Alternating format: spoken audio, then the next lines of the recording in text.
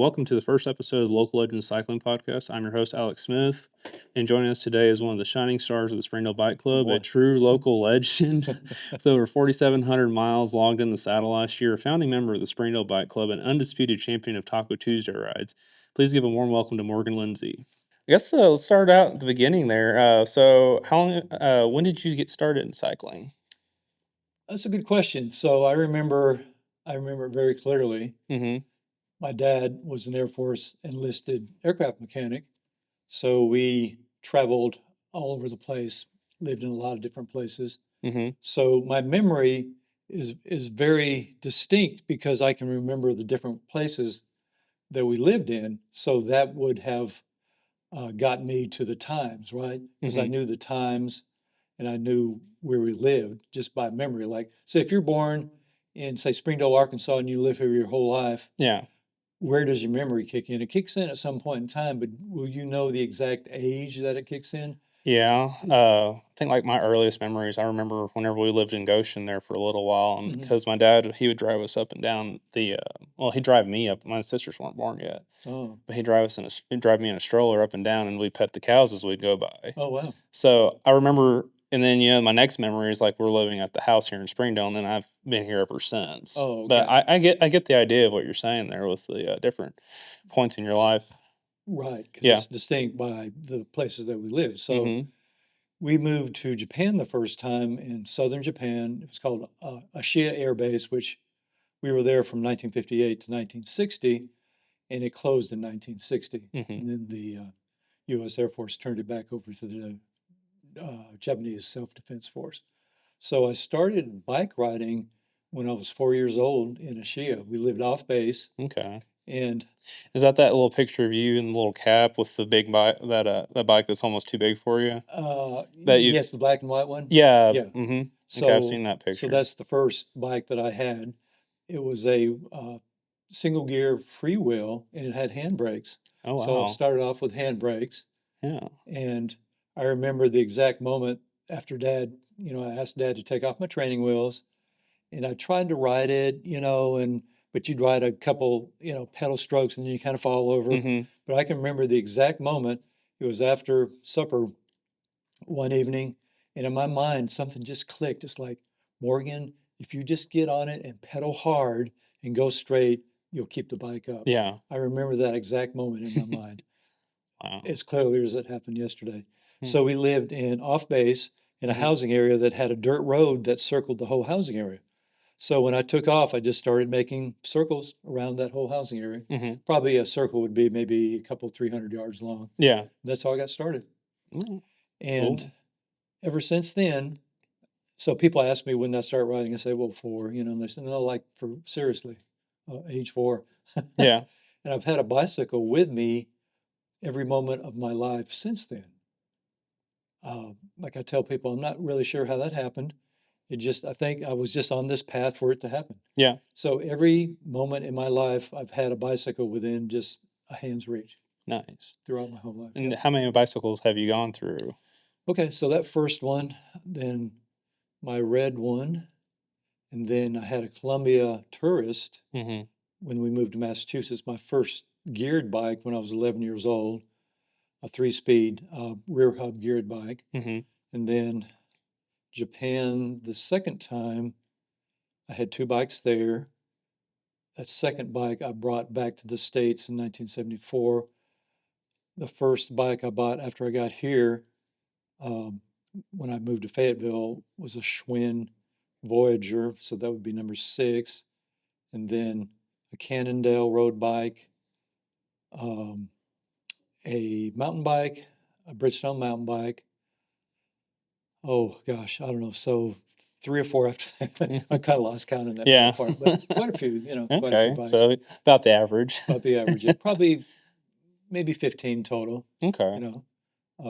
And I've got about 10 of them at home right now because I never really sold any of my bikes. I know I Mhm. could probably sell them or give them away, but even if I sold it, I would get maybe 100, $150 for one, and then I'd spend that 150 bucks, so I wouldn't have the money or the bike. Yeah. So, Well, good to have the memories, I would imagine. but yeah, so back to Yeah. your original question, I started when I was 4 years old. Okay. Yep, Then that and was the loved it from And when I was living in Japan, I've told this story lots of times.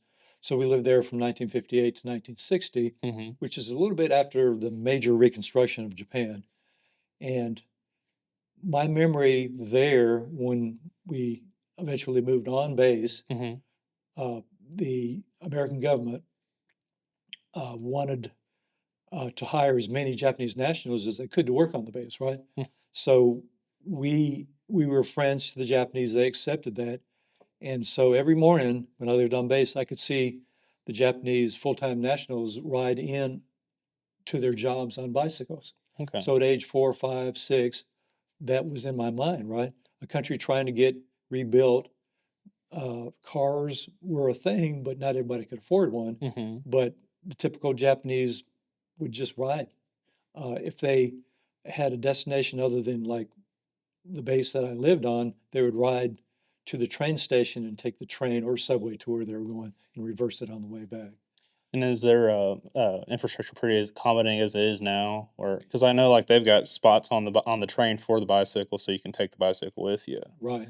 If you go on any Japanese centric website, you'll see outside the train stations literally hundreds and hundreds of bikes Mm-hmm. where adults still ride their bikes to the train station. Yeah. They don't have to lock them. And if you look there, they're all the same looking bike, but they know who's theirs, you know. Yeah. But it's always been a bike centric society, even before the war, but after the war, to get back to getting to their jobs to rebuild the country, they used bikes for transportation. Mm-hmm. They had to, you know. All right. Yeah, and that's kind of what's a little bit different than here is like we're a car centric. Car centric, yeah, Yeah, and that's eh, not a big problem, but it's kind of butts heads with the cyclists here. no You doubt know. about that. Yeah. It's getting better though, you It's know. been getting a lot better. I remember whenever there wasn't anything here, Oh, I and I remember too, imagine yeah. imagine you more so than I, because like how long have you been here in Northwest Arkansas? I moved here in 1979, Mm-hmm. June of 1979 to go to work at Washington Regional. And I brought my bike. It was the bike that I still had from when I was riding in Japan the second time. Mm-hmm. I don't remember the model name, but it was a decent bike. Probably by today's standards, it would be like an entry level steel bike, kind of Mm-hmm. heavy, uh, 10 speed. So, you know, two chain rings, five, cogs in the back, and friction shifting. Mm. That was before index shifting, way Yeah. before index shifting.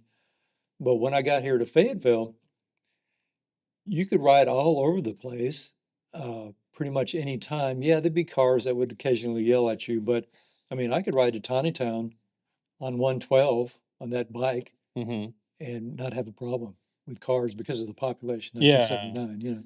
Yeah, that'd be kind of a hard feat to do now unless you did it at midnight. Then you'd be taking your life at your hands because of Exactly. the deer. 112 would be that's a death wish for a cyclist, you I've know, ridden down 112 stretches of 112, but it's usually over there in like Cave Springs, you during know. that section right there. Hmm. If you get off a wagon wheel and kind Yeah, of go around. it goes a little bit slower there, and there's a lot longer corridors, so Yeah. there's better sight lines. But that's about the only place in 112 I would dare ride right now. Right. So yeah, I moved here in 1979. Here's something that I hear a lot.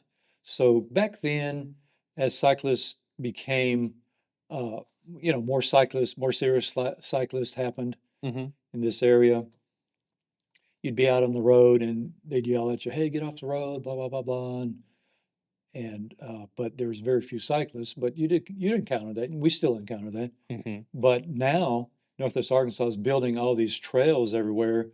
And the folks that were complaining about get off the road, now they're saying, why are you putting money in those trails when you could be putting money into roads or other infrastructure? Yeah. So you can't have it one way or another, you know. Hmm. So we're getting off the road and getting on trails. So they just have to deal with it, you know. I was talking to Judy this afternoon about it, but we were talking about it's like getting out there and like a lot of cycling is suffering whenever you're out there and doing it, but whenever you get done, you realize how much you've accomplished and how far you've gone, and then All right. that feeling is paramount. Yeah, no doubt about it. Hmm. Yeah, during the middle of the ride, like she had yesterday, she was probably suffering. Oh yeah, I know.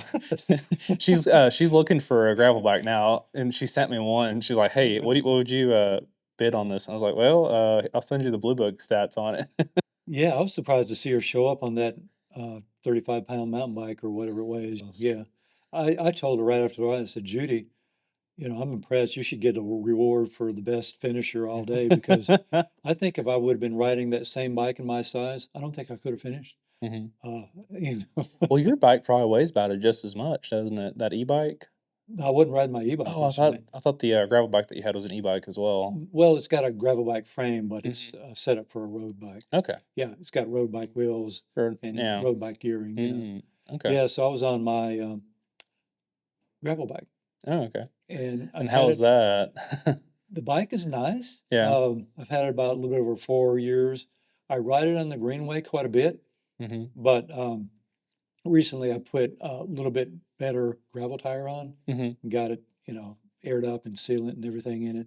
So that was my first time on gravel, except when I was a kid, obviously. Yeah. But yeah, so that was interesting. So that bike, even with everything I have on it, is about a 24 pounder, so pretty Mm. light. Yeah, that's not too bad. But they do make, of course, they make e-bike gravel bikes. Mhm. And I know some folks on the ride yesterday were riding them. So this is another story I tell people. You've probably heard it. Mhm. Everybody's probably tired of hearing it. So I moved here in 1979 with a bike, and everyone I knew at that time, I could count that was a serious bike rider, I can count on two hands, right? Mhm. And that includes the bike shop guys, which was about that many. So typically, I'd meet someone at work and they'd say, "Hey, Morgan, I hear you're a bike rider." I said, "Yeah, yeah." And they'd say, "Well, I am too." And I said, "Well, let's go for a bike ride." And they say, "Yeah, let's do that." And I say, "Where do you want to go ride?" And he said, "Well, like in my neighborhood, we can go up my street and kind of around in my cul-de-sac and back."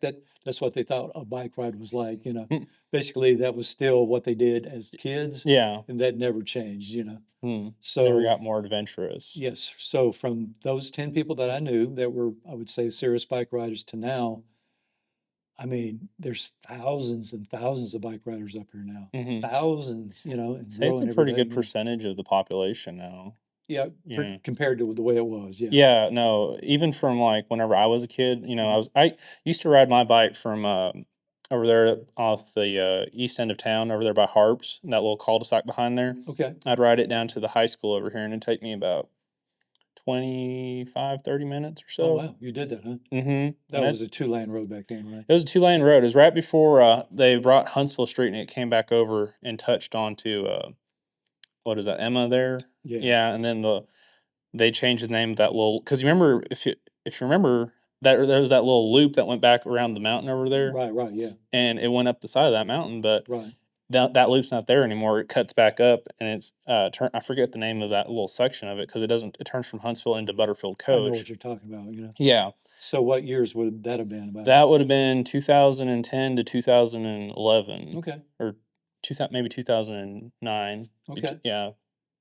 Because way back in the day, you hear the term turkey loop. Mhm. So way back in the day, Springdale had a stage race every year, Mhm. and then they had during the year they'd have one-off road races and one-off criteriums too. Mhm. So the stage race, uh, we got together kind of on the top of that. Say if you go around and you kind of come back around, I can't remember that road, but we'd all stage there, right? Mhm. And we do a road race, just loop. There's that 9 mile loop that we just loop around. Depending on your category, you loop it from 3 to 6 times, or Mhm. 3 to 7 times. So you do a road race and then a stage, or road race would be the first part of the stage, and then do a time trial out there. And then on Sunday, we do a criterium right around where we're sitting right now. Mhm. And that went on from the late 80s till about 1991, 1992. It was a Okay. big deal. It was Yeah, that it would've been was at before the I was born then. way before you were Yeah. born. Well, And I it was was born in '93, so yeah, right around the time I was born is when that, okay. yeah. And it was at the same level that Joe Martin's stage race was at that time too. Okay. But Joe Martin was still an amateur race. Mhm. But it was kind of at the same level. It's called the Father's Day stage race. And I've looked for advertisements and brochures because back then it was word of the mouth. You'd see it in the paper Mhm. or you'd see a flyer. I've never been able to find a flyer Have you gone from, up to the university and, looked through their microfiche collection? no, I haven't. Yeah, the University of or the library at the University of Arkansas has a pretty extensive. I don't know if they digitized that yet. They may have, but I Okay, know that's a few off to the left as you go in through the main front there okay, across from the Union. okay, You can talk to them. They'll set the microfiche machine up for you. okay, so So I if can you have get a rough idea of like dates, you can probably find I that. know the exact dates Yeah. Okay. because I used to say my, jersey numbers by Hmm. the date and the, distance and my average time from start to finish. So I've got a Gotcha. lot of those, yeah. Now, were the jerseys paper back then, or were they like a plastic or You the mean the numbers? Yeah, because I know they're like a Tyvek now material. They're like, paper, Paper. paper, Okay. yeah, and you had, 4 you could only use 4, safety pins to Okay. pin them on. You couldn't pin because if a lot of guys would try to pin more to make them more arrow, Yeah. but you only could use 4, so you pin them at the Mm, corners. but that led to a lot of those getting lost on the side of the road. It could be. Yeah. But Okay. yeah, I kept a lot of those numbers of Mhm. the times that I was, racing back then. Okay. Yeah, I think I've got the one that I did last year whenever I rode my, Schwinn in in the fat tire race. Oh, yeah, yeah. So you saved that number? Yeah, I saved that number. Okay. Yeah, I got it somewhere at the house. I think it's on the shelf in the garage. Yeah, it's great to save those numbers. I tell people, well, not tell people, I suggest to people when they do their first century ride that evening, go back and write down your thoughts, your Mhm. experiences, how you felt, where you went, and all that, because 40 years from now, Yeah. you can look back and say, hey, I actually did a century ride and You're all that kind right. of thing. Well, I feel like that's gonna get a lot easier as we progress because now we've got stuff like Strava, That's true. Yeah. and that's interesting that you bring that up because if you look at the end of the ride, it'll like when I use my watch, Hmm. I'll pull up the app and it'll prompt me to like rename the ride, Right. and then how did you feel? How did it? How? Description. Yeah, description. How did it go? And I was like, huh, I might have to start filling those out more often. Yeah. And yeah, that's one thing nice about Strava is if you do every ride, you can look back and count your Catalog. rides, Hmm. catalog it, count it. It's Yeah. basically a log that, continuously it'll log Hmm. every ride and you can see what you've done. Way back in the day, I used to keep a log of my rides.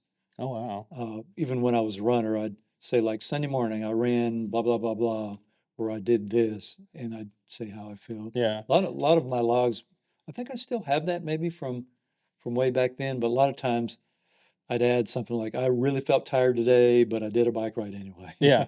And would you use that to track like your fitness and your nutrition as well? uh, Weight Mhm. and uh, fitness because back then I would do certain routes that were exactly the same, Mhm. and I would record the time. Yeah. So like in spring, I would go up to Pea Ridge Military Park Mhm. and ride that loop up there. It's the same distance every time. You don't really have car traffic, so you're never stopping. So early in the spring, I could check my fitness by going up there, doing, I'd always do a warm up lap and then 2 laps after that as fast as I could. I Mhm. could check my fitness. So throughout the year, I could always tell where I was fitness wise. Okay. Now there's a lot better ways nowadays to be able to check your fitness.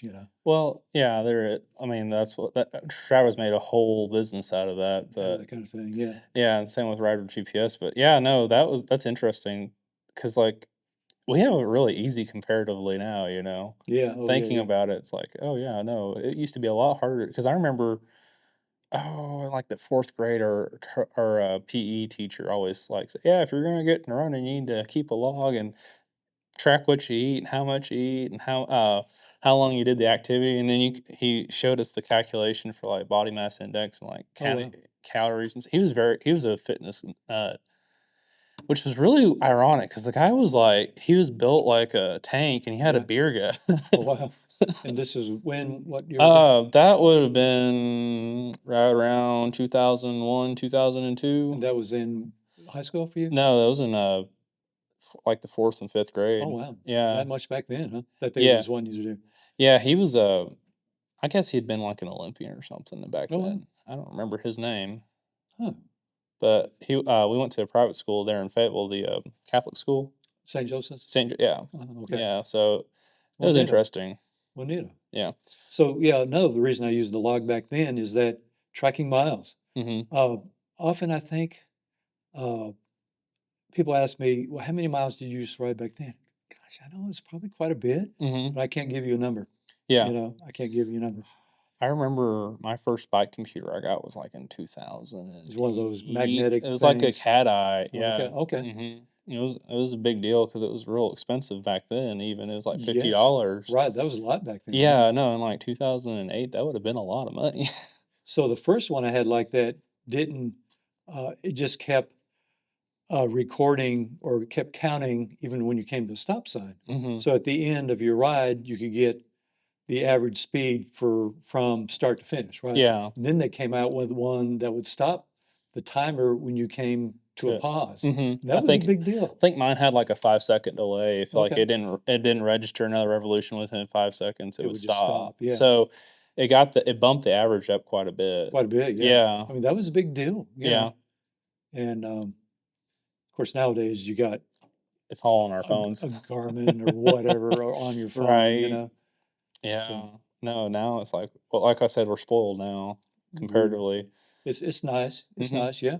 And the nice thing about it is Strava, one of the exercise apps. Uh, it's a social network too, right? Mhm. So I follow probably 200, 300 people around the world. They don't Yeah. necessarily follow me back, but I like to see what they're doing down in South America, in Mexico, Mhm. in the Middle East, in India, in Spain, in Germany, in Japan. I like to kind of see what they're doing. Yeah. So I think everybody knows that, cycling outside the United States is extremely popular. It's It's extremely popular. huge. Huge, yeah. Yeah, I went to Mexico in 2019, and I do remember seeing a high-end bike shop in just downtown, Chihuahua. Oh, wow. Didn't stop in, because like, I was there visiting family, and we were, pretty busy the whole time we were there, but I didn't get a chance to stop in. I didn't get a chance to bring my bikes with me either. Oh, wow. Didn't have enough space to carry it, so I wasn't able to cycle over there, and then my mom was like, "No, don't bring your bike because 'cause they'll steal it," and I'm like, "Fair enough." So never got the chance to cycle down there, but Yeah, I do remember seeing some guys just sending it. yeah. There people who are serious about it are very serious about Oh, it, yeah.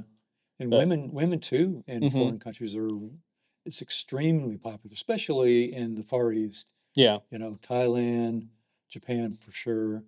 Uh, well, Vietnam, they use them just for transportation. yeah, So a lot of the countries still obviously use them for transportation, but people got to remember that the United States only has 4% of the whole world's population. Even though we're the third largest country by population, we're still only 4% of the population. yeah. So that other 96% of the population in the world, there's a lot of bike riders out there, like millions and millions of them. Talk about the, early days of the Springdale Bike Club. What were those, original rides like? Okay, let's go back a step further how it got started. So I first met Isaiah and Ron Harvey and some others on a bike ride that was done by Bike Springdale, Mhm, not Springdale Bike Club, but Bike Springdale. So way back in the early days, you had an advocacy uh, group called Bike NWA. mhm. That may still exist.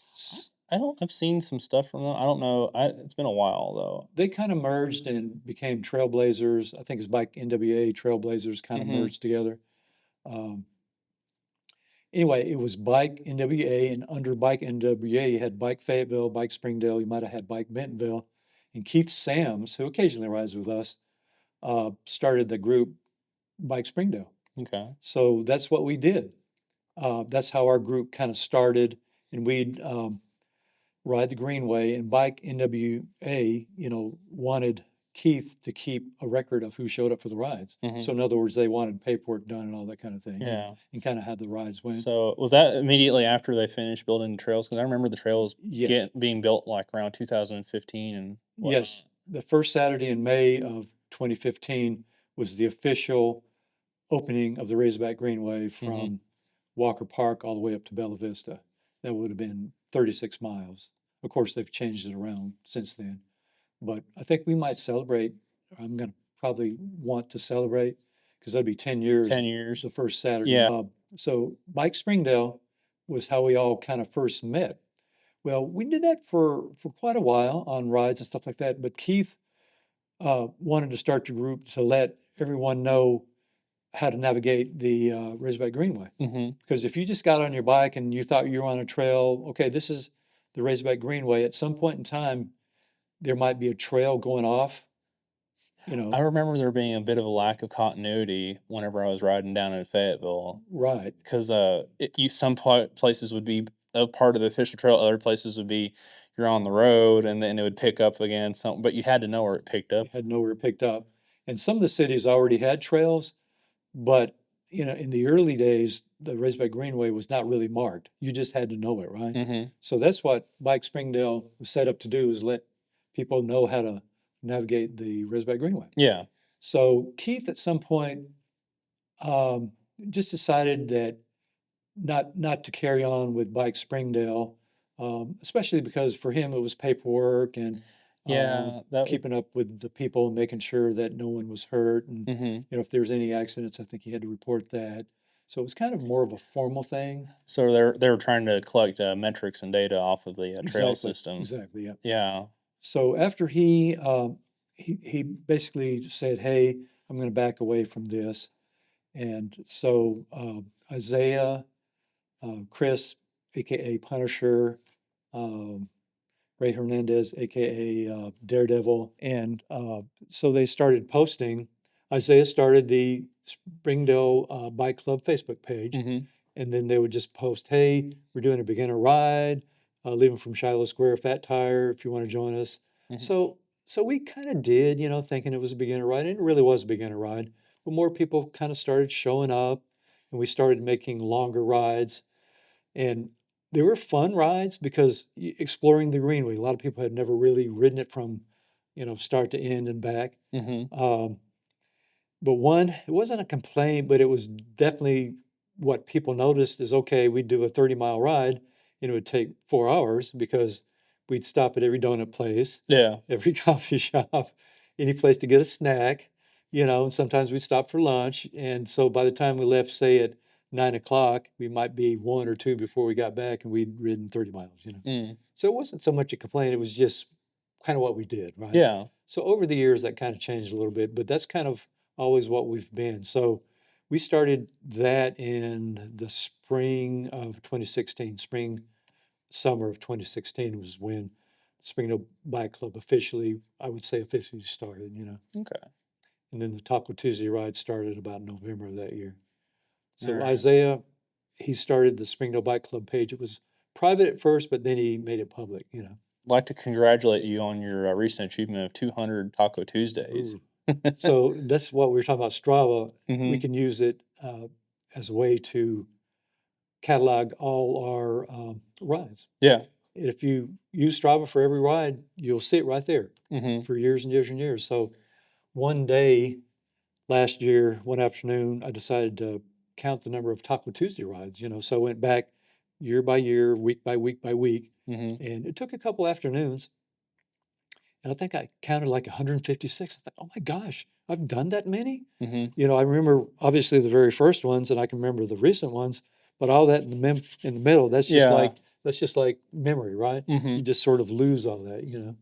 Well, it's like we do the same thing over and over again, and it's like about the only thing I really remember from the Taco Tuesday rides is whenever I gotta, fix a flat. Exactly. Because that's the it disrupts the flow of everything, but it seems like we do the same thing every week, but that's Pretty that's much. that's nice.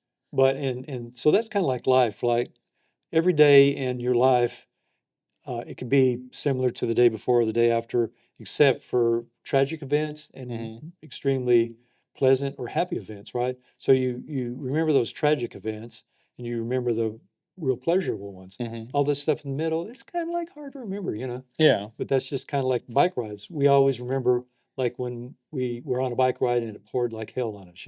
Yeah. Or Yeah. we froze like hell. We remember those. Or Or burn up snowed. like, yeah, snow. Yeah. Or burned up. And Is that your favorite ride that we do through the club, or is that your favorite ride in uh, general? Or I is tell people, just be consistent. So I've tried to be consistent with that. Mhm. I think it's more of a social meet and greet ride where we can point people in a direction that might help them. Yeah. So like if somebody shows up the ride and they're obviously it's not going to be their thing. We can point them in a different area. We can say, hey, you got the Mhm. Fayetteville Wheelmen, you got Ozark Roadies, you got BMC Mhm. even. Or maybe when they show up on that ride and they can barely make that ride or do the ride, Mhm. and we can just encourage them, make it more than one ride a week, right? Yeah. Be consistent, but try to get out there a few times a week, and then if you do that, then the Taco Tuesday rides will get a little bit easier, and then maybe you can join us on a Mm. Saturday ride. So consistency, I think, has always been my mantra, Yeah. um, especially for bike riding. You just can't really show up once a week or have big goals, but never really get in a pattern where you reach those goals. Right. And people get discouraged. So they'll show up for Taco Tuesday ride and they get discouraged because everybody's leaving them. Well, that's the only ride you do every week. Mhm. So, How did the, Taco Tuesday ride come to be? Was that just like okay, so I think it was Isaiah, maybe Punisher, maybe um, Daredevil. As as better lighting, affordable bike lighting happened with high intensity LED lights, Mhm. and the Greenway happened. Normally, people didn't want to ride on the road at night, and even if you had lights, a lot of times they were just basically like a incandescent, Mhm. small, just didn't cast enough light to be safe. So once high intensity LED lights became more affordable, then the Greenway at night became rideable Mhm. and became fun. So a couple of those guys on just kind of a fun thing, just one Tuesday, just got out there and just rode down to Fayetteville and back. And I think they posted, wow, that was really fun, and people started saying, what was that about? Well, we rode at night on the Greenway. Oh, you did?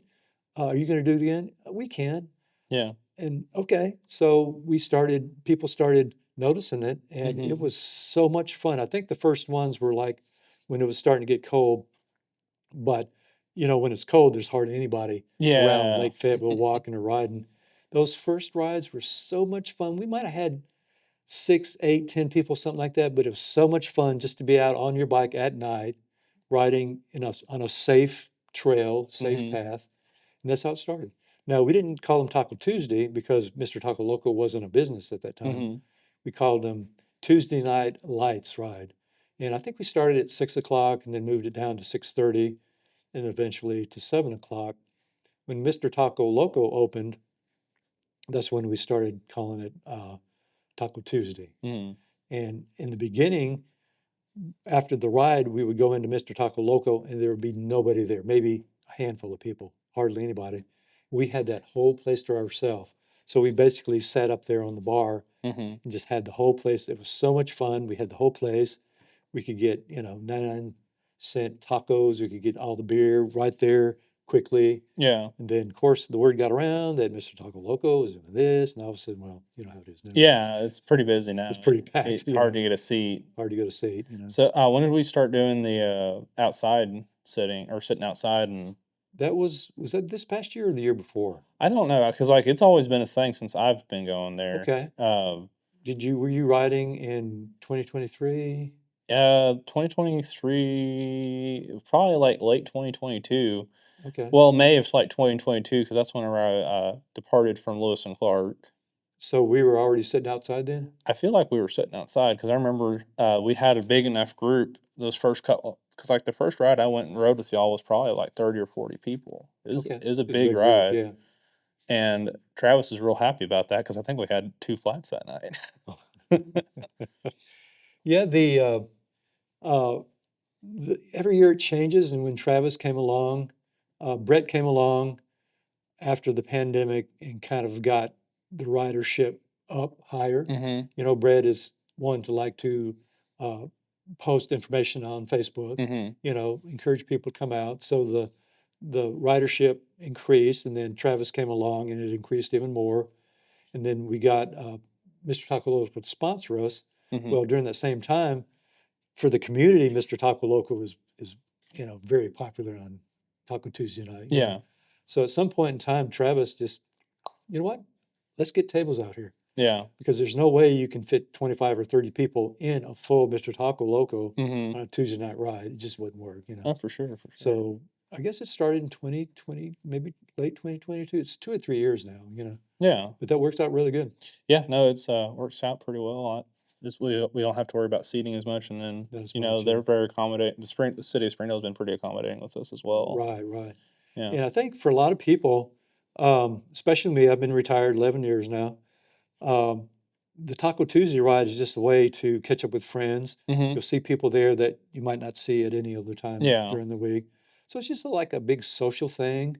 Um, so I tell people, yeah, we do the Taco Tuesday ride, but really the meaning is probably it to be a social gathering where you can meet and greet Yeah. and maybe make other plans for bike riding, or you can, like what I was saying earlier, we could point people in other directions if they need something Hmm. different than just riding up and down the Greenway, that kind of thing, you know. For sure. Yeah. I think I've met a majority of the people I ride with now through the Taco Tuesday ride. So we'll, Probably right, yeah. yeah, And it's amazing, like when it gets warm, like May, people June, just come out of July, the it's woodworks. like 40, 50 people in some of the big rides, you Yeah. know.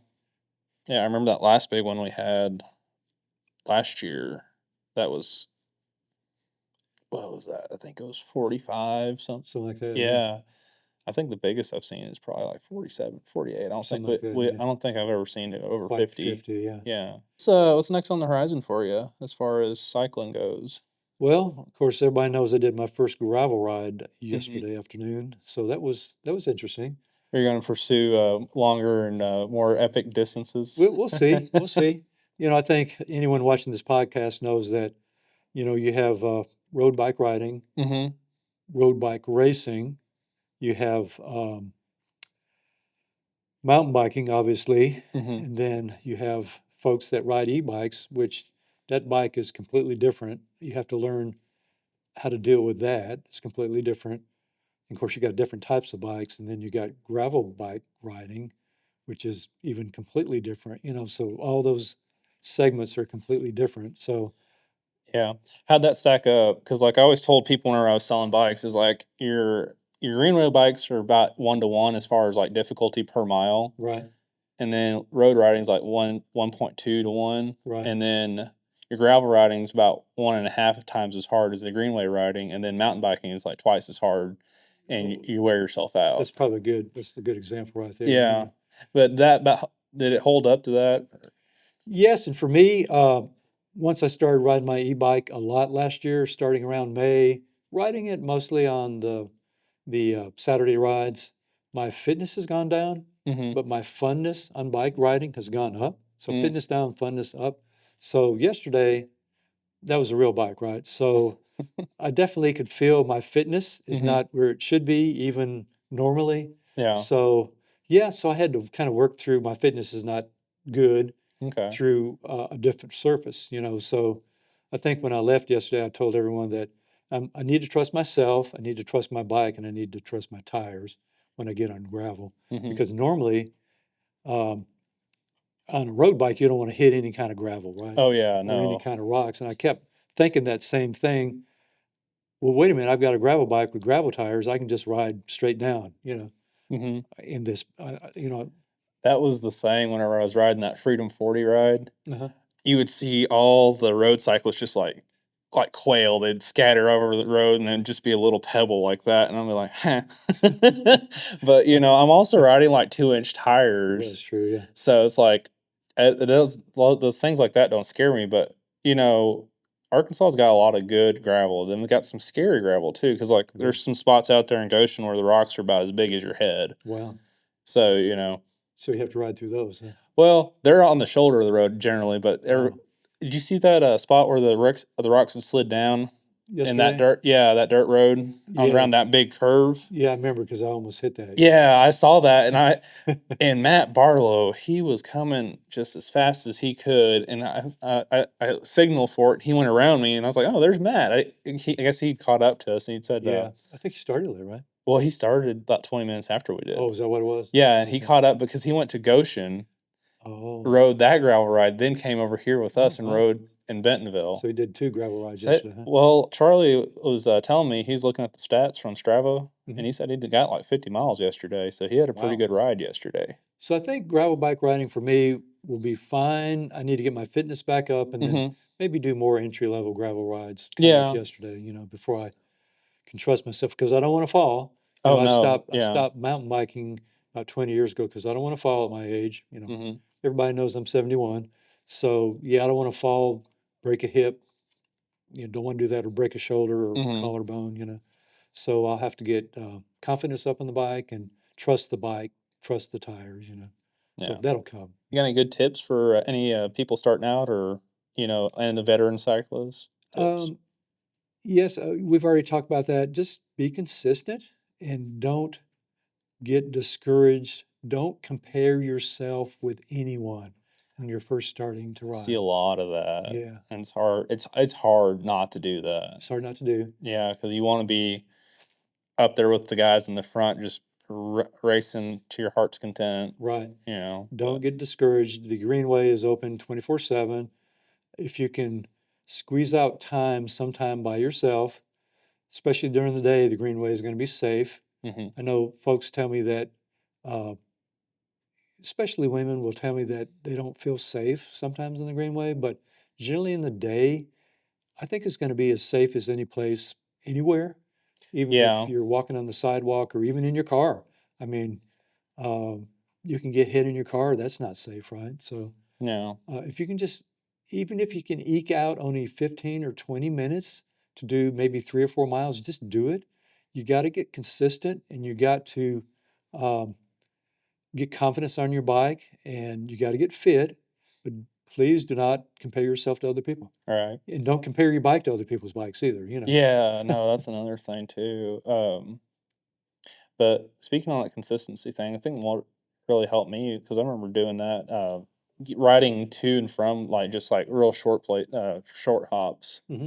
Because I'd go down to the Mexican grocery store down the street from my house. It was less than a mile. Right. But I had that basket on the back of my bike, so I'd just go get my day's worth of groceries and ride back, or I'd go to Walmart Oh, over wow. here, and that helped out a lot. Yeah. That built up quite a bit of stamina. That's something, isn't it? Yeah, Yeah. Just a little bit here and there. yeah, And you can do other exercise too. Um, almost any other exercise is going to help with cycling. hmm I don't know that cycling necessarily helps with a lot of other exercise. Like for instance, running I think helps with cycling. I don't think cycling necessarily will help with running. yeah. It's a different group set of muscles, isn't it? Right, right. Yeah, Because like right now, I don't think I could run a quarter mile. I mean, I could ride 40 miles. I could probably do a 40-meter dash, and that's about it. And then I'd be winded. Right, right. But Yeah. running, you build up your heart and lungs, hmm obviously, and so that's a good thing. Yeah. So Your breathing techniques as well. breathing, yep, Yeah. and you get fit. So just as a beginner bike rider, if you want to get into cycling, be consistent. Don't get discouraged. Don't compare yourself with anyone else. Maybe you can say, "Hey, I want to be like that person," Yeah. uh, but don't compare yourself to that person right now. Mhm. And we see that happen quite often. Someone will start riding with us, and they realize, you know, I'm just too slow for your guys. I'm just dragging you all down, and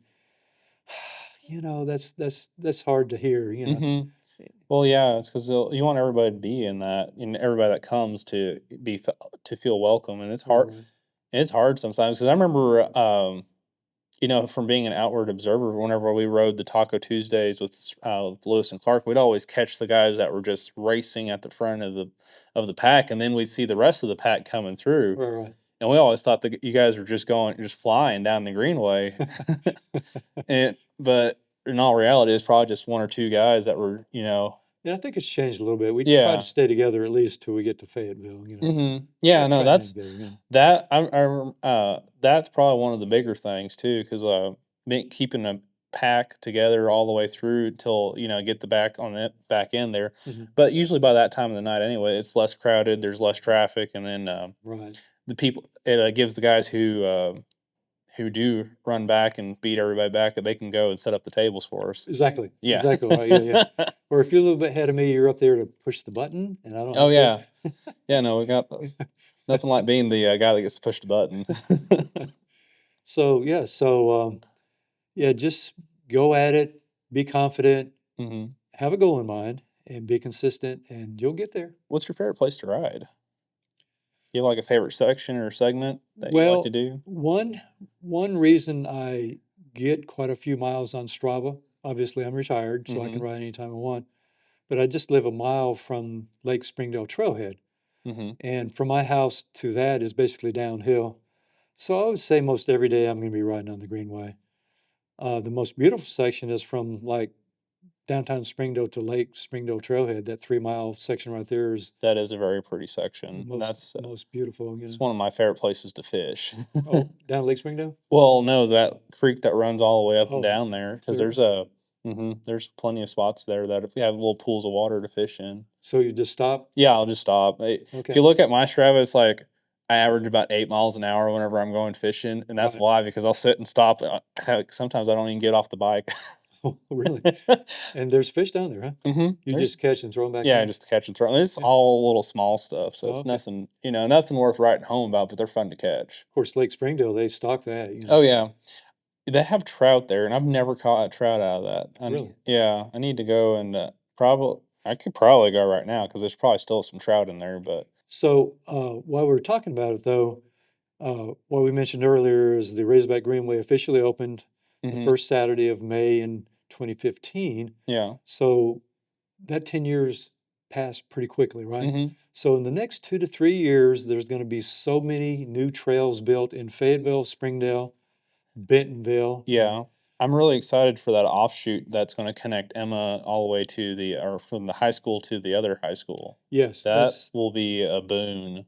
that's happening right now as we're talking. hmm They're still trying to figure out the exact route. There's a couple of options. hmm So basically, it's going to be from Springdale High School to Harbor High School, right? Yeah. And it's going to be called the Pride of Springdale Trail. Yeah, well, that was always my big complaint whenever they built the trails. Like they just built like hell trying to get north and south, Right, right. and then probably about 2020, it seemed like they just tapered off on anything, and it's been just that north and south trail. Right. Now, Dean's Trail, they did get that complete, and that's the newest offshoot that I know of. But They've completed 3 parts of 4 parts, mhm. right? So they still have one more part. And that's the part that brings it to 264, or is that 265? 265. 265. So the fourth part, basically part one, part two, part 3A, and 3B, basically four Mm-hmm. parts. 3A is 99.9% finished. Mm-hmm. So you can ride down to Don Tyson Yeah. Bridge, and you can go through the bridge, but it doesn't really go that much further. But they're currently working on that. Eventually, it will go down, and there'll be a bridge over 265. And bring it to Lake Fayetteville, Lake Fayetteville Trail between right there where that little bridge is at. That goes over the tail end of the lake there. kind of like between the botanical gardens Mm-hmm. and that rock structure that we hit when we first hit it. Yeah. It'll be in between there. Gotcha. So it's going to Okay. bring, and it's basically going to split the Springdale Fayetteville city line Okay. It'll ride the line. yeah, Yeah. boundary. So come over 265 and then hit right down in there. That'll be a good one to go down. Yes, so that'd be a nice Yeah. loop. And Well, I've taken video of riding down because I've gone all the way down 265 from the corner by the Jones Center all the way down to Lake Fayetteville, and that's not oh, a bad ride. But on the lane right there. yeah, on the Oh boy. lane. But if you're not used to riding in traffic, that's like I know. every time those cars come by you and you feel that gust of wind, it's a little unnerving. But It's Sunday morning, early would be the best time to ride it. I think I did that on like a Tuesday morning one time Really? because, Okay. well, I worked at the bike shop and the bike shop didn't open till 10 Okay. most days. So it's like if I didn't have to be at work, I'd get up real early and ride from Goshen. And it was like 17 miles from my parents' house out there in Goshen Oh wow. and 1,700 feet of climbing, believe it or not. Wow. Yeah, it's Yeah. mountainous out there. 70. Wow, that's like But over 100. Yeah. Wow. and I would camp out. Sometimes I'd camp out at my aunt's house there and take all my camping gear with me into work, then to catch a shower at work because they had a shower over there, Hmm. which was nice, But they did have people cycling in and out, so Wow. yeah.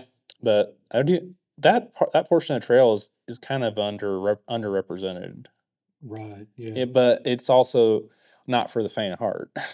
Yeah. I've seen a couple of people ride it, but those cars, I think the speed limit is 40, 45, I want to say, 45, and but people are usually doing about 55. at least, yeah. hmm I've never ridden it. I years and years ago we used to ride 265 when it was just a 2-lane. Mhm. We do that sometimes, but the traffic is 1/4 what it is now. Yeah. I I remember riding 265 back in, like, 2009.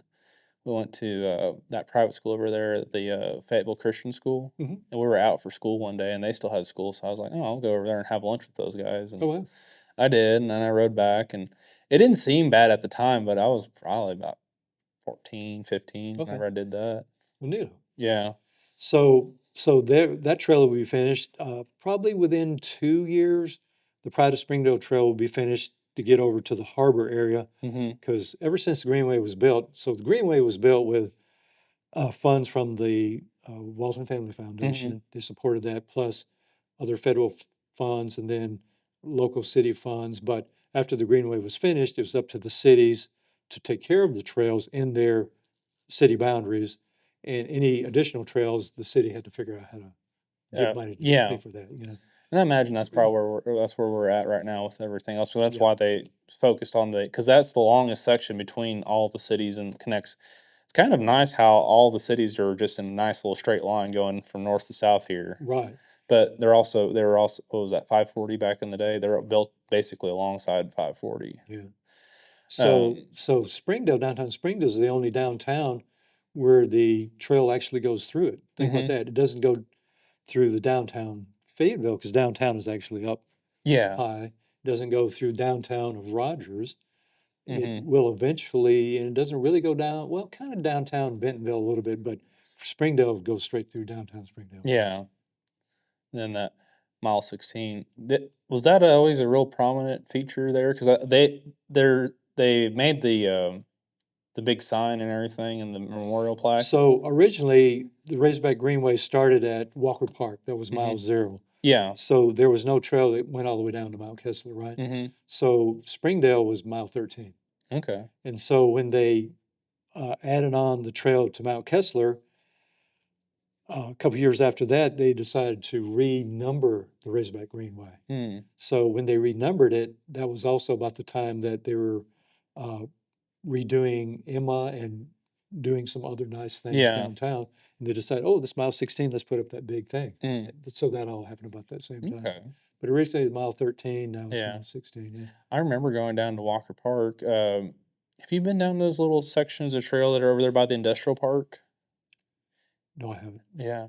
That was like an unkempt offshoot there. And I remember cycling that one time. I was like, I kept following the greenway, and then I finally got there, and I was like, I think I took a wrong turn or something because it literally stopped, Oh, and there was no sign or anything saying what this is the end. oh. There's these hidden little trails all over the place, you know. Yeah. Um, so back to what we were talking about, new upcoming trails. So we'll be able to, in the future, once they finish it, ride trails down to Gully Park. Hmm. And out of Gully Park, they're working on trails coming out of Gully Park that will eventually get us over to Wilson Park.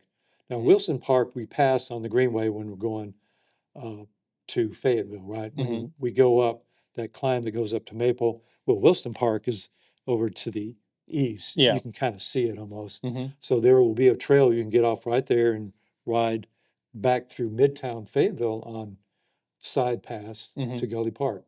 So that would be another loop that we can do. Okay. And then there's going to be another So loop. is it going to go and kind of connect that historic district and that probably like was that Spring Street over there? That's or no, it's not Spring Street. It's Is going to it be Spring a little Street? bit That's south of that. okay. And then you can kind of see them building it. If you drive around, you can kind of see how it's going to work out. Hmm. Probably by the end of next year, all that's going to be done. Okay. And then there'll be another trail on Sycamore that connects, like, oh, what I call Porter Road, where we cross Sycamore. You know, we cross Poplar, Sycamore before you get to North Street. Well, Sycamore is building trails right now that's going to go down that Hmm. James Carr Road. Yeah. Uh, in fact, that I think it's almost finished. We'll be able to ride up to uh, I-49, and then you got the Meadow Valley Trail, which I call the Oh, Ag yeah, Ride Trail. right there by the university and the chicken houses. Yeah. Yeah. So you can take that trail. So there's going to be these new loops that we'll be able to do all over the place. Hmm. And if they get the prior to Springdale Trail, that'll be another thing that we can do. And also, right now the bridge over I-49 is there. If you Mhm. notice, as you're kind of driving Mhm. between like the Holiday Inn exit and Elm Springs exit, that bridge is already over it. It's Yeah. not finished, but it's over it. So you can look up, oh, there it is. That's what Mhm. it's going to be, a street with a side path on it. So they'll also, where it comes over Emma on 4th Street, they're going to build a side path on 40th to go down and connect to the side path that leads to the nature center. Mm. So from the nature center, there's going to be a side path all the way up to the Emma Street, where that Mhm. side path is currently right Okay. now. Yeah, I know where that side path ends over there on, the nature center because like, you can walk up and, come up to it. Is Right. it gonna come up underneath the bridge there at the highway, do you know? Okay, so that's a different path. So the 40th path, the 40th side street will go from Emma, Mhm. like Emma is right here. Yeah. This is Emma. We'll go from there all the way down and connect to the Okay. side path that goes from the nature center up to, Oh, so it's gonna come up, 40 that big path that's on 40th then, yep, okay. Yeah, where and it comes up then to the school, Falcon Road. Bacchus I think Bacchus is on the, Bacchus has a painted lane right now. yeah, it's got a paint lane, but I think it's supposed to get an upgrade at some point in the near It could be, future. yeah. Okay. So there's going to be that, and That'll make a nice little loop then. oh yeah, Yeah, oh yeah. And yeah. then there is plans to what they call the Spring Creek Trail that goes past the nature center Mhm, all the way where it stops right there, and you can see I-49. mhm. Eventually, they do want to go under that and kind of bring it up to the Shaw Park area. That's being talked about. Yeah, I know what you're talking about, and that'd be neat too, because that Right. if you've got those 2 points across the bridge, that's the I-49, main yeah. thing that's kinda is dividing everything is that 49, Right, right. and that's a hard one to get over or under, depending on where you're at. Yeah, you can cross it on a wagon wheel. Mhm. Um, I used to go I would ride my bike to work whenever I worked at the, tractor dealership over there in Town. And it'd be early in the morning, it'd be about, 7:30 or so in the morning, but still at 7:30 in the morning, it was wall to wall traffic, yeah. and going down, 412, I always got funny looks. Man, you're taking your life in your hands there. Oh, yeah. There's one time in particular, I almost got clipped by an old a man in a Tacoma. Oh, wow. You remember that, huh? Yeah, specifically remember that because he sped up, made a turn real quick, and pulled into the gas station. I was like, okay, I'm just gonna keep on riding because, you know, and that's the thing too. Whenever you ride enough and you ride enough on the road, Yeah, you're good friends with death. yeah, yeah. You come to a lot of close calls. Yeah, so that reminds me that, people yell. Hmm. That's always gonna happen. Oh yeah, I don't know that it happens as much as it used to, but people yell, people beep. That doesn't bother me though, because if mm, they're yelling or beeping, that means they see me. right. If what I'm worried about is people that don't see me. Yeah, People that, I think that's what happened with that gentleman there. He didn't see me coming down the road, or right. he misjudged how fast I was going because I was doing probably 21, 22 miles an hour. Oh, well, I was hoofing it because I was trying to get past that intersection because that intersection will kill you. yeah, Even in a car, that intersection is rough, yeah. but it's a lot better than it used to be, especially after they opened up 612. Yes. Yeah. Yep. And of course, they're gonna build a side path from Fayetteville all the way up to probably Cave Springs when they redo 112. I guess Okay. most Yeah. people have heard about that. I think they're going to widen. People have said they're going to widen 112 into 4 lane. I don't think it's 4 lane. I think it's going to be 2 lane with a big center lane, Hmm. and then a side path on the east side, 12-foot side path, kind of like the Razorback Greenway Yeah. on the east side. There'll be roundabouts all the way up through there, like, Mm. I don't know, 2 or 3 dozen more roundabouts all the way up through there. Yeah. So they might start breaking ground soon. And I Yeah. just hope in my lifetime that happens, that we see that side path all the way up. That would be nice to ride. Yeah. That would definitely be a fun path because Well, it could get you from part A to part B. Uh, right? Being able to go up to 112, we could ride to all the gravel locations we want to go to, right, you right. know. But Would have riding to on drive. 112 is just too dangerous. Oh Yeah, yeah, no, it's too dangerous. it's very Occasionally I'll see somebody out and I think, oh, what are you doing? You're gonna get killed. You know. see I rode up now that section between like Pleasant Grove and Cave Springs. That's not bad. I've ridden up and down that. Me and Don rode down that one time. Yeah. We went fishing over there. Okay. But yeah, that section between Springdale and Cave Springs is kind of treacherous, Yeah. especially between Fayetteville and Springdale. Yeah. Yeah. So I tell people just hang on. Next 2 or 3 years, there's going to be, right now we just kind of ride up Hmm. north on the Greenway, ride back south. But in the future, 2 to 3 years now, there's going to be a lot of loops, a lot of other Hmm. things we can do, a lot of things we can do on those loops. Yeah. And people say, "What? That's too long." I said, "The Greenway is almost 10 years old, right?" Oh yeah. There's really hidden gems that along the Greenway that you Fossil Cove has always been one of my favorite. I don't well know that it's a hidden gem. no, not well. It's a little off the beaten path. So that's always It's been kind of a hidden gem. They open up early, hmm and if you want a 7 o'clock beer, you can have it. But yeah. I'm not into that thing. But lately, I just haven't been drinking as much, so I Hmm. don't go there. But that's a nice place. That's a Yeah. nice place to go. City Park in Fayetteville. When you go before you get to North Street, if you look down to the right or to the west, Oh, that there's little pump track that's there. well, no, City Park uh, food, City Mm. Park food, right? I think it's called City Oh, Park. the food trucks over there. Yeah. Well, it's actually a permanent building. Mm-hmm. Where you go up to the table and you take and scan the uh, scan code on the table, Mm-hmm. and one side it's uh, alcoholic drinks, and the other side it's food. Yeah, Mm. that's kind of a hidden gem. It's Okay. really popular. Like when it gets warmer on game day, it'll be popular. Okay. We've stopped there a few times. City Park. So you can see it on the Greenway. It's just before you get to North Street, just look right down and you'll see that area right down there. And Okay. they're going to build a little path right up to the Greenway. I think the folks that own that are going to do that, Nice. or maybe the city's going to do that. So Yeah. that's kind of a hidden gem. Um, of course, you get up to Bentonville. Uh, like last night, we went to Peddler. Some of us went to Peddler's Pub after the Mm-hmm. ride. That's a great place for cyclists, Yeah. and it's easy to get to from right now. It's easy to get to because the Greenway goes through the Walmart home office. Mm-hmm. So that's easy. That's a nice hidden gem. I think a lot of people know about Yeah. Peddler's Pub. Yeah. And of course, you got Smoke and Oak Pizza, which is right off the trail in Fayetteville. We've gone there a couple times, Mm-hmm. and they have their uh, weekday special at noon. I think it's $10. You get a pizza and a drink for $10. Oh, That's it's not not too bad. bad. Yeah. No, it's not bad at all. So Springdale Bike Club has gone there a few times. Smoking Oak Pizza, Yeah. right off of That's college and it's Martin Luther King, isn't it? no, that's not that far down. It's right across from Academy of Sports Oh, okay. when you're on the Yeah. Mud Creek It's Trail. that big tap room pizza place, isn't it? Yeah, yeah. Okay. Yeah, I So know where it's at. that's kind of nice. Yeah. Oh, that's easy to get to on a bike. Mm-hmm. And in a lot of these places, you can easily go by yourself. Yeah. And I kind of do that sometimes. And of Uh, course, you got some nice.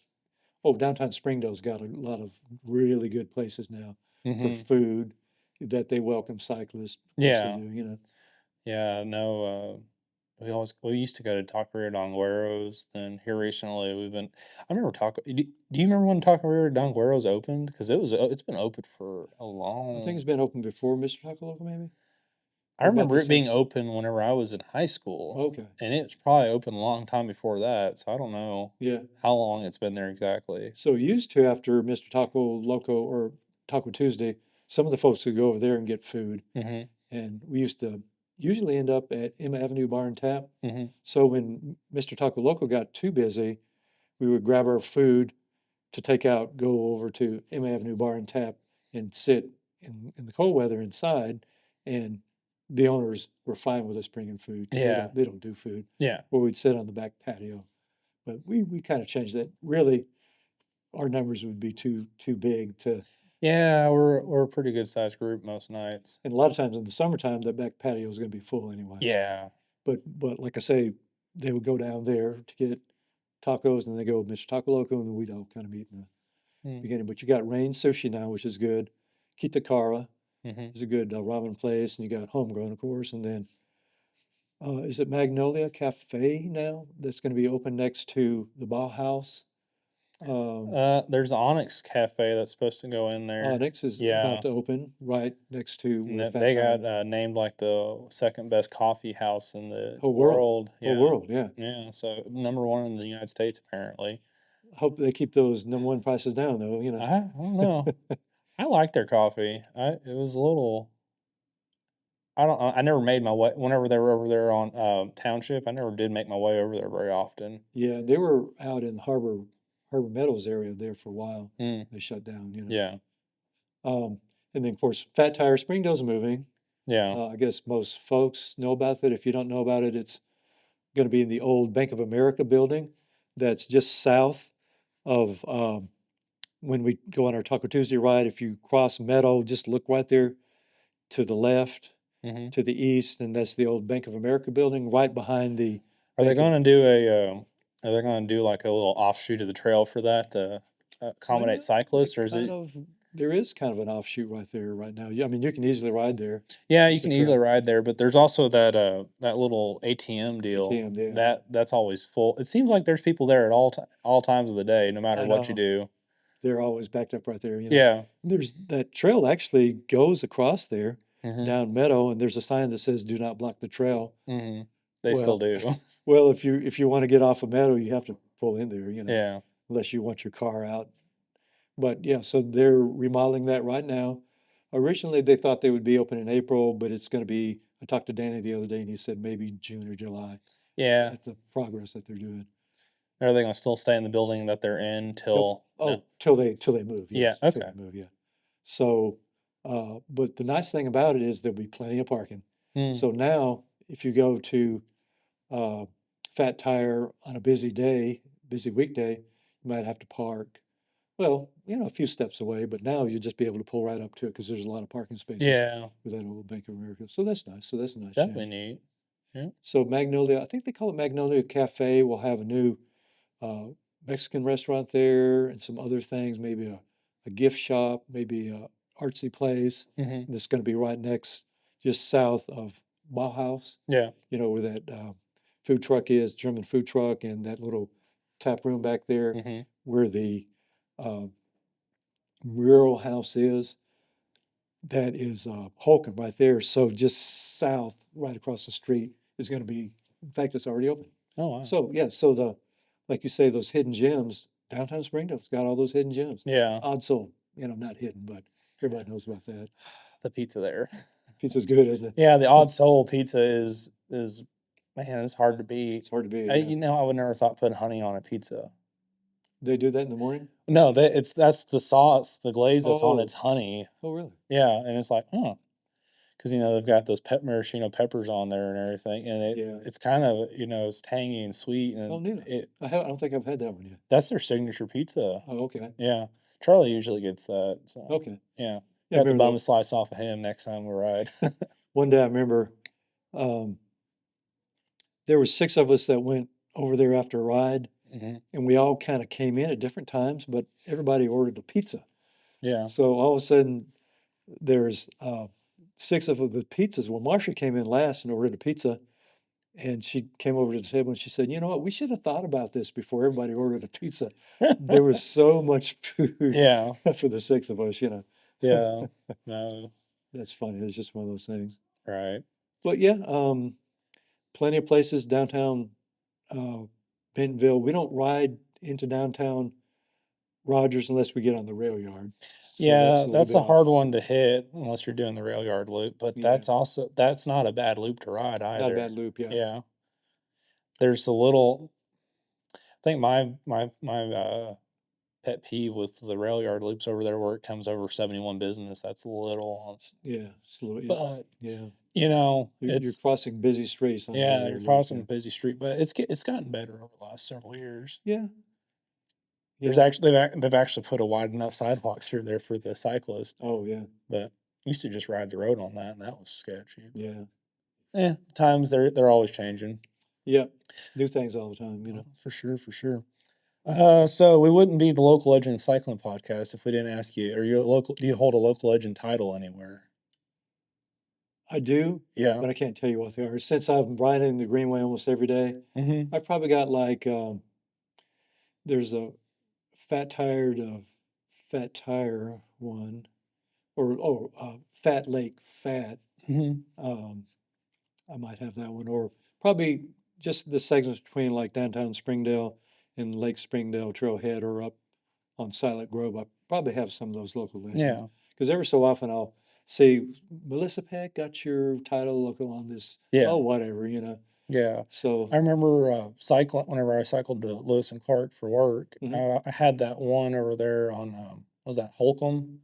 okay, Or then it turns into Turner? yes. Yeah, so right there where Turner, it cuts I think right where it crosses the railroad, it'd be a local legend, or it Oh, would wow. be a segment. Somebody's made that a segment, huh? Yeah, somebody made that a segment because it's a nice long straight stretch of road Okay, to the light. right. So I used to do that 5 times a week, Oh, well, it's hard to beat that, huh? Yeah, it's hard to beat that. So I always had that section, and then somehow I got a section over there in Johnson one time going over the hill Oh, on wow. Zero Mountain.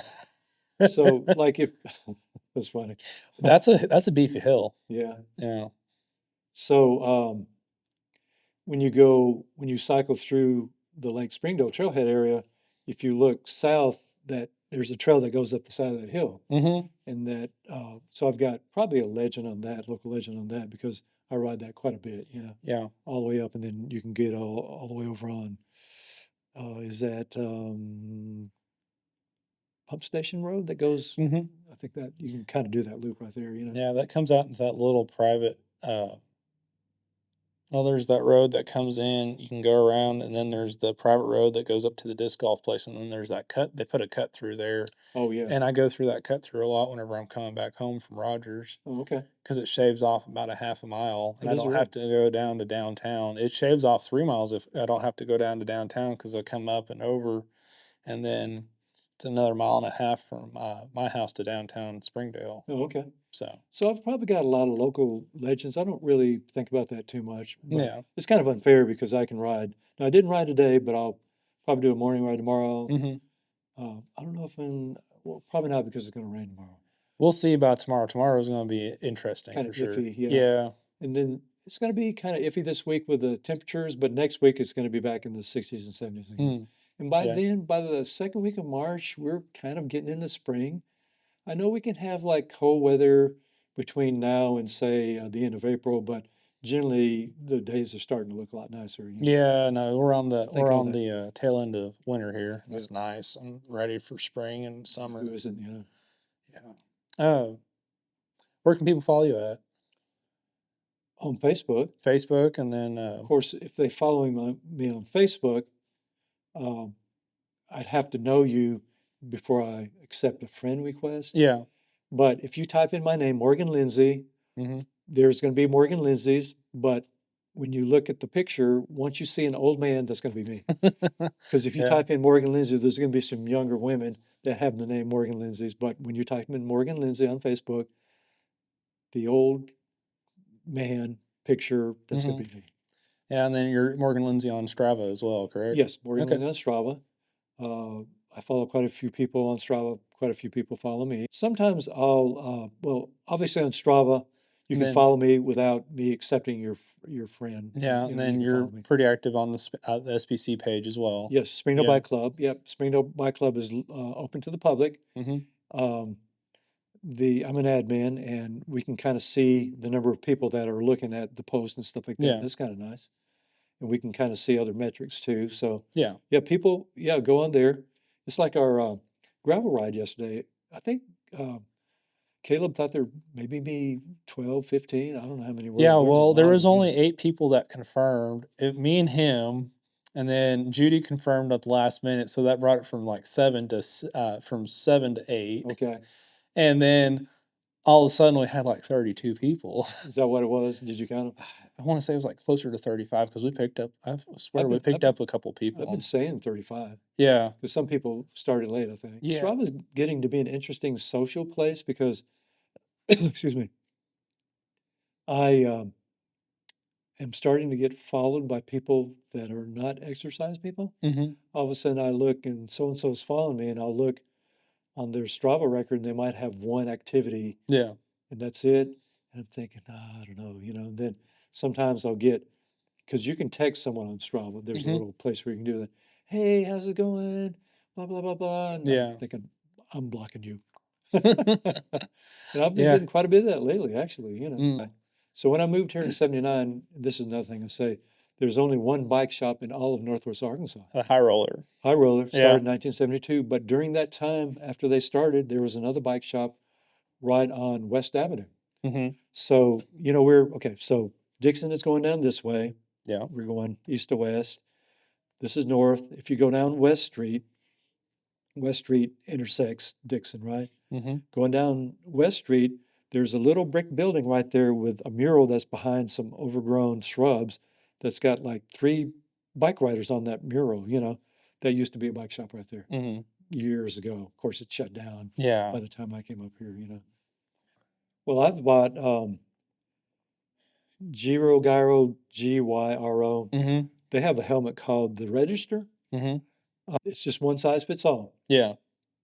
but it fits my head perfectly. Mm-hmm. I've seen them on sale for as little as $35. Mm-hmm. And they have the MIPS Yeah. uh, feature in it. Mm-hmm. Right now, I've got 3 of them. They're my favorite helmets. They fit better than anything, and they're just as light as some of the older high-end bike helmets. Yeah. So they've really done something with those. $35. Now, normally they'll be for 55 to 60, but Mm-hmm. sometimes if you look, it's the Gyro Register. Mm-hmm. I've seen them for $35 on sale on different websites. Well, ladies and gentlemen, this has been Morgan Lindsay. This and our first official guest on the Local Legends Cycling Podcast.